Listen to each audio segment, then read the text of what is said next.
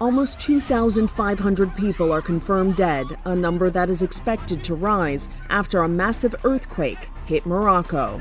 A 6.5 magnitude earthquake struck about 45 miles southwest of Marrakech on Friday night, according to the United States Geological Survey. Marrakech is Morocco's fourth largest city, with a population of about 1,050,000. Many people have been displaced. Families with children are sleeping outside. A survivor told CBS News. Every house here is broken. The earthquake and its aftershocks triggered landslides that have blocked roads, cutting off access to first responders and much-needed help.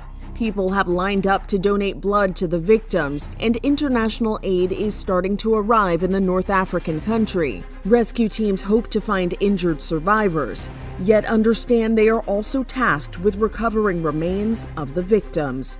The Red Cross says the damage from this earthquake could take several years to repair. For Inside Edition Digital, I'm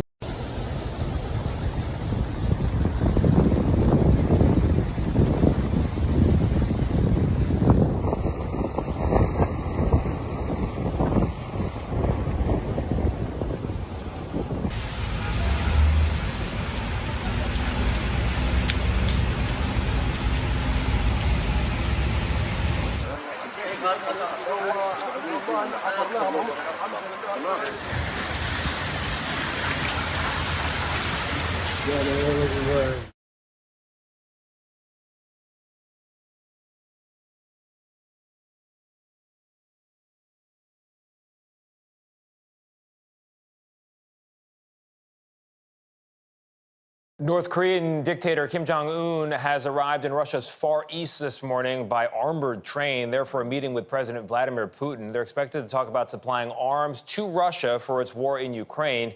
And the way these things work, Kim will likely want a few things in return. Imtiaz Tayyab is following this story for us from Ukraine. Imtiaz, good morning to you.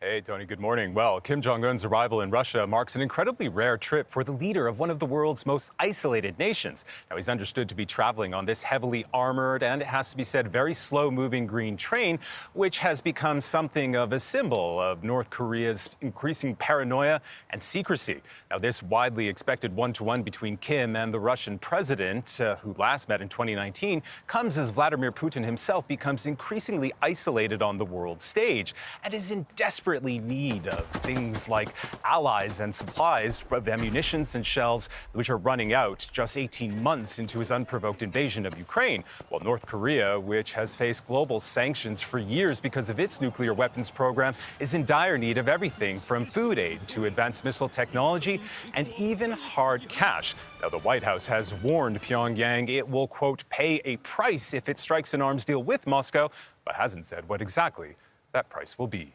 Tony.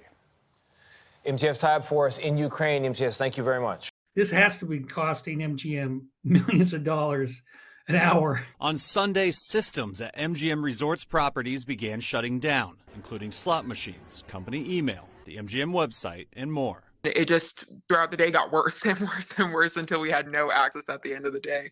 An MGM employee says the outage is supposedly starting about 5 a.m. Sunday morning. We agreed to grant them anonymity to speak freely. More and more of the people that were working that day just lost access to like everything. Like just throughout the day, it was like, oh, phone lines are down. Okay, scheduling's down. Okay, now workday is down. Now everything is down. In a statement, MGM Resorts simply called it a cybersecurity issue affecting some of their systems, saying they alerted law enforcement and began proactively shutting down systems to protect data. It's like with any setup, the weakest link in the system can break it down. It could be social media. All it takes is one employee to click on a link. Experts like Mac Jackson say MGM has a top cybersecurity team, but this incident exposes continued vulnerabilities. Training and education for all of our employees, because this is something that will continue as technology gets better, faster, more sophisticated. The hackers will find these ways as well. Lon Augustenborg is a former CIA operative who now runs a cybersecurity firm. Like the 2019 MGM hack that leaked personal details of over 100 million people, he says this incident could have been in the making for months or longer. You also time it at the time when it hurts the most. Is it because it's the first day of the NFL season?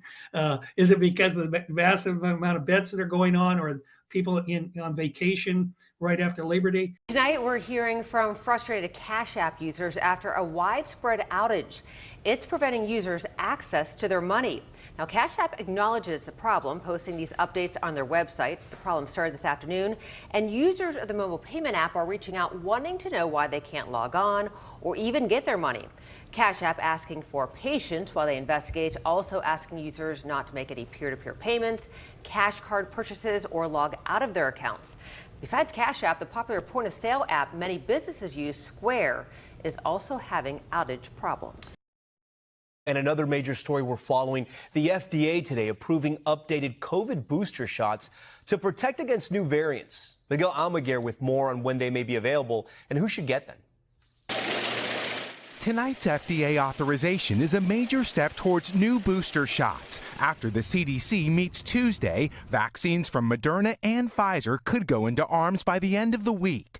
Drug makers say boosters should increase protective antibodies against the latest strains, including BA.286. The CDC says the mutation shows the ability to infect the protected and even those who've already had COVID, but it doesn't appear to be more severe. What this booster will do is protect us against severe disease, hospitalization, and the data so far indicate that the booster is well matched to those strains. Though national COVID cases are no longer tracked, some states are reporting a rise, though not a worrisome wave, in new infections. Hospitalizations are up nearly 16%, even though 97% of adults have some level of protective immunity. I was extremely exhausted and just like bad congestion.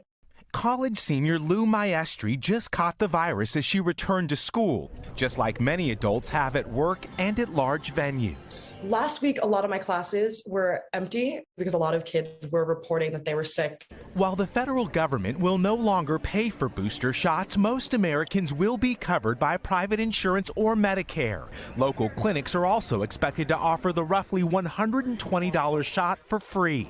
While many new infections are mild, tonight there is concern a winter wave could be near if Americans don't take precautions or get protection.